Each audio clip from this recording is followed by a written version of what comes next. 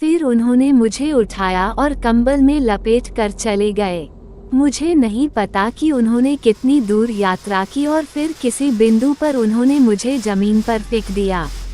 मैंने जल्दी से अपने ऊपर से कंबल हटा लिया। मेरा चेहरा गुस्से से लाल हो गया था। मैंने दांत पीसकर वहां के वातावरण को देखा और फिर इस वातावरण को देखकर मेरा क्रोध कुछ कम होने लगा। यह बहुत विस्तृत स्थान था। एक तेज रोशनी थी और इस तेज रोशनी में मैंने कई लोगों को देखा। मेरी बाईं ओर काले वस्त्र पहने पुरुष थे जिनके चेहरे काले वस्त्र से ढके हुए थे और केवल उनकी आंखें खुली थीं। उनकी संख्या 25 से कम नहीं थी। दाहिनी ओर मैंने एक गोरे आदमी को ठीक उसी शैली के कपड़े पहने देखा। मैं विस्मय से इस विचित्र दृश्य को देख रहा था, तभी एक आवाज निकली, उन्हें बैठने के लिए कुर्सी दें। बहुत ही सुरीली आवाज थी। एक काला आदमी एक बहुत सुंदर कुर्सी लाया। तुम जो भी हो और जिस रीति से मुझे लाया गया है, उसके कारण मैं कुछ और करूं या न करूं, परंतु मैं तुम में से किसी एक का अंत अवश्य कर दूंगा।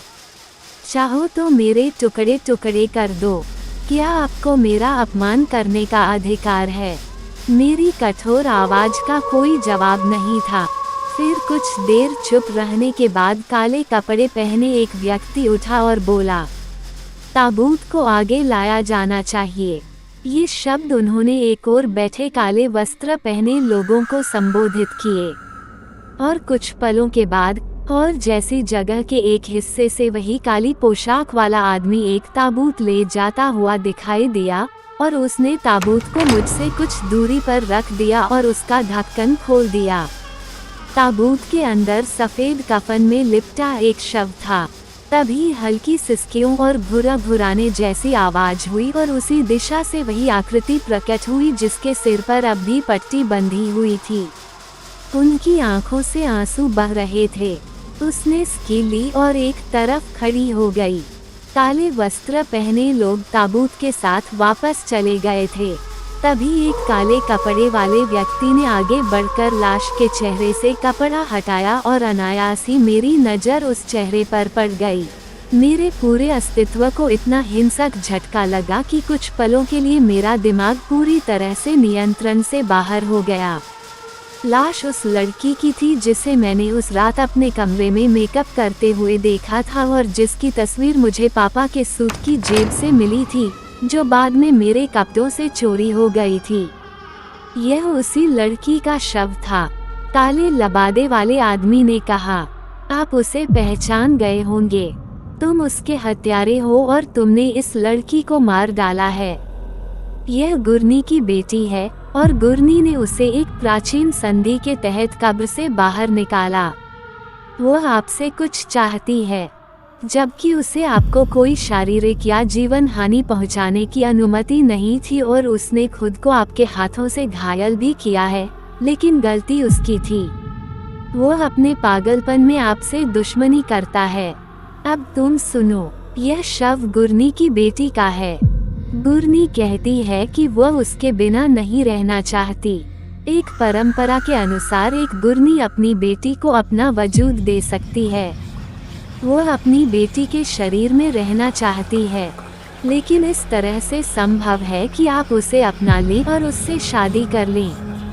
बात न समझ में आए तो फिर समझानी चाहिए।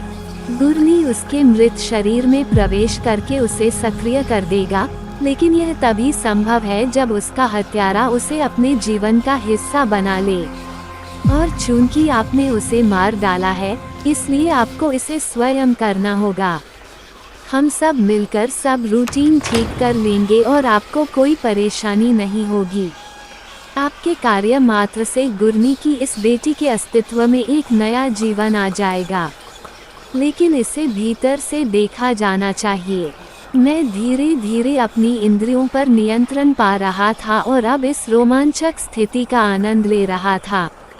मैंने कहा था, तुम सबका दिमाग खराब है। आखिर तुम कौन हो? और दूसरी बात यह कि मुझे नहीं पता कि इस लड़की को मेरे द्वारा कैसे मारा गया। ऐसा मत कहो, मैं तुम्हारे खून की एक एक बूंद चाट लूंगा। यह मत सोचो कि मुझे घायल करके तुमने मुझे जीत लिया है। मैं तुम्हें मारना नहीं चाहता था। मैं देखता हूँ कि यह मेरे हाथों से कैसे निकल जाता है। आपको यह करना है।